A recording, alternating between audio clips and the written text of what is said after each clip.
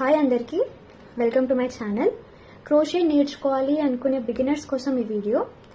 Crochet నేర్చుకోవాలి అంటే ఏం మెటీరియల్స్ ఉండాలి, మెటీరియల్కి ఎంత కాస్ట్ పడుతుంది, స్టార్టింగ్ బేసిక్స్ ఏంటివి క్రోషే నేర్చుకోవాలి అంటే అనేది ఈ వీడియోలో చూద్దాం. క్రోషే నేర్చుకోవడానికి ఏం ఎక్కువ హెవీ మెటీరియల్స్ అక్కర్లేదు. First thing is hook. మీరు చూడొచ్చు, ఇది plastic hook, plastic crochet hook. ఇదేమో steel crochet hook. Different types ఉంటాయి హుక్స్ లో కూడా, అండ్ హుక్ కి సైజెస్ కూడా ఉంటాయి. ఇక్కడ మీరు చూస్తున్నట్టయితే ఇది 4mm క్రోషే హుక్. ఎందుకు సైజెస్ అంటే వర్క్ ని బట్టి క్రోషే సైజ్ అనేది మారుతుంది. చిన్న చిన్న క్రోషే వర్క్స్ కి అయితే చిన్న సైజ్ క్రోషే హుక్ వాడతాం. పెద్ద పెద్దవి ఏవైనా చేయాలి అన్నప్పుడు అప్పుడు క్రోషే సైజ్ కూడా పెద్దది తీసుకుంటాం. సో బిగినర్స్ కి అయితే 4mm are 5mm crochet hook మంచిగా సరిపోతుంది. ఎందుకంటే పట్టుకోవడానికి 4-5mm ది గ్రిప్ బాగుంటుంది. And coming to an, an లో కూడా చాలా టైప్స్ ఉంటాయి. కాటన్ యాన్, అక్రిలిక్ యాన్, అలా డిఫరెంట్ టైప్స్ ఉంటాయి.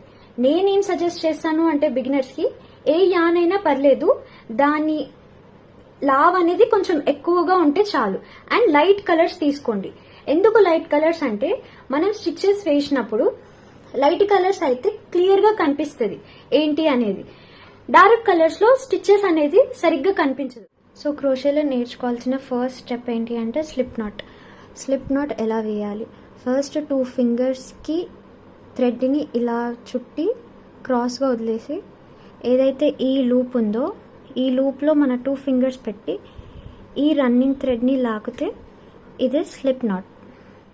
మనం మన క్రోషే హుక్ పెట్టి వర్క్ చేస్తాము. ఇప్పుడు చూడండి, లూప్ అనేది పెద్దగా అయిపోయింది అండ్ హుక్ అనేది చిన్నగా ఉంది. సో మనం అడ్జస్ట్ చేసుకోవచ్చు. ఈ 2 threadsని పట్టుకొని ఇలా దగ్గరికి అంటే కావాల్సినంత టైట్ అవుతుంది. ఇది ఫస్ట్ స్టెప్, స్లిప్ నాట్ వేయడం. సెకండ్ స్టెప్ ఏంటి అంటే యాన్ ఎలా పట్టుకోవాలి. యాన్ పట్టుకోవడానికి డిఫరెంట్ మెథడ్స్ ఉన్నాయి. నా వే ఏంటి అంటే ఈ పామ్లో ఫస్ట్ లిటిల్ ఫింగర్ నుంచి థ్రెడ్ని లోపల సైడ్కి అని, మిడిల్ ఇంకా ఇండెక్స్ ఫింగర్ నుంచి బయటికి అని, మళ్ళీ ఇటువైపు నుంచి ఇండెక్స్ ఫింగర్ నుంచి తీసుకొచ్చి ఏదైతే ఈ నాట్ ఉందో ఈ నాట్ని మిడిల్ ఫింగర్ అండ్ థంబ్ ఫింగర్తో పట్టుకోవాలి. ఇది పట్టుకునేవే. ఇలానే పట్టుకొని మనం వర్క్స్ చేస్తాము crochet work. Next crochet hook అనేది ఎప్పుడు దీని టిప్ ఏదైతే ఇది ఉందో ఎప్పుడు డౌన్ సైడ్ ఉండాలి. ఇట్లా పైకి ఉంటే మనకి వర్క్ చేయడానికి రాదు. సో ఆ టిప్ అనేది ఎప్పుడు డౌన్ సైడ్ ఉండాలి. సో ఇది సెకండ్ స్టెప్. థర్డ్ స్టెప్ ఏంటి అంటే బేసిక్, క్రోషేలో బేసిక్ ఏంటి అంటే చైన్స్. చైన్స్ ఎలా వేయాలి అంటే ఈ హుక్ ఉందా, ఈ హుక్ని థ్రెడ్ పైన నుంచి లాగి, ఇప్పుడు ఈ హుక్ పైకి థ్రెడ్ వచ్చేసింది, దాన్ని స్ట్రైట్గా ఈ లూప్ నుంచి బయటికి పుల్ చేయాలి. అంతే. మళ్ళీ ఈ థ్రెడ్ నుంచి పైకి ఇలా అని స్ట్రైట్గా పుల్ చేయాలి.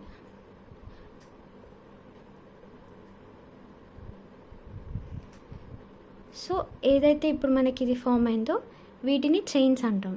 చూడండి, ఇలా వి షేప్లో కనిపిస్తుంది, అది చైన్స్. ఇది చైన్ 1, చైన్ 2, చైన్ 3, చైన్ 4. ఏదైతే హుక్ ఉంటుందో దాన్ని కౌంట్ చేయొద్దు, దాని కింది నుంచి ఒక చైన్. సో చైన్ వేయడం వస్తే next single crochet, double crochet అనేవి ఈజీ అవుతుంది. సో బిగినర్స్ చేసే మిస్టేక్ ఏంటి అంటే చైన్ వేసేటప్పుడు ఒకసారి హుక్కేమో టైట్గా టై చేసి తీస్తారు. కొన్నిసార్లు చూడండి ఇలా అంటే అది టైట్ లూజ్ అవుతుంది. సో మన ఇండెక్స్ ఫింగర్లో ఉంటుంది దీన్ని ఇది.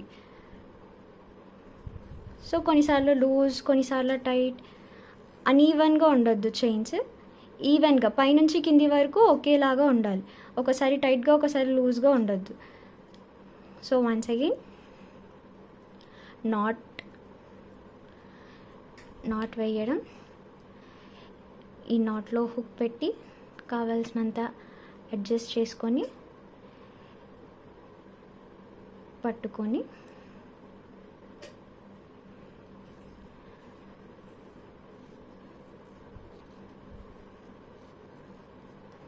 సో ఇప్పుడు లెంత్ పెరిగింది కాబట్టి ఇక్కడ హ్యాండ్ మూమెంట్ తీసి ఇక్కడ దగ్గరికి జరపాలి.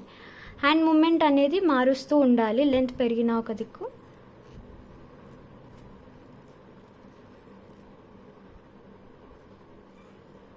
ఈజీ. పైకి తీసుకొచ్చి లూప్లోంచి బయటికి అనాలి, పైకి తీసుకొచ్చి లూప్లోంచి బయటికి అనాలి. సో ఇది రిపీట్ చేస్తూ ఒక 3-4 టైమ్స్ చేస్తే పర్ఫెక్షన్ వస్తుంది. Thank you.